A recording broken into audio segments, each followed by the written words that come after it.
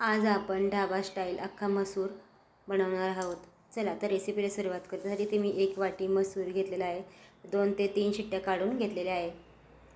आता ग्रेव्हीसाठी आपण 2 बारीक चिरलेले कांदे, 2 चिरलेले बारीक टोमॅटो घेतले आहे. तर आता आपण प्रथम टोमॅटोची प्युरी करून घेऊया.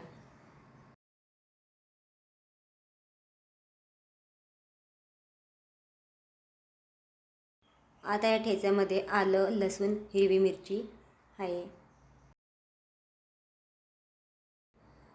आता या गरम झालेल्या तेलामध्ये आपल्याला जिरा, मोहरी व ठेचा टाकून 2 ते 3 मिनिट चांगलं परतून घ्यायचं आहे.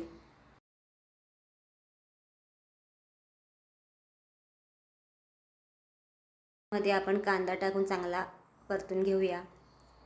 चवीनुसार मीठ, हळद, मिरची पावडर, गरम मसाला, धणे पावडर हे पण मसाले टाकून 2 ते 3 मिनिट चांगलं परतून घेऊया. आता यामध्ये आपण टोमॅटो प्युरी, साखर टाकून 4 ते 5 मिनिट चांगलं परतून घेऊया.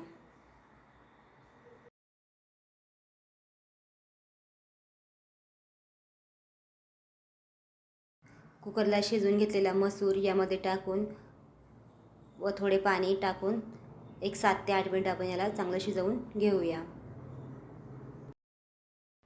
तयार आहे आपला अख्खा मसूर. एकदा नक्की बनवून पहा. धन्यवाद रेसिपी पाहिल्याबद्दल.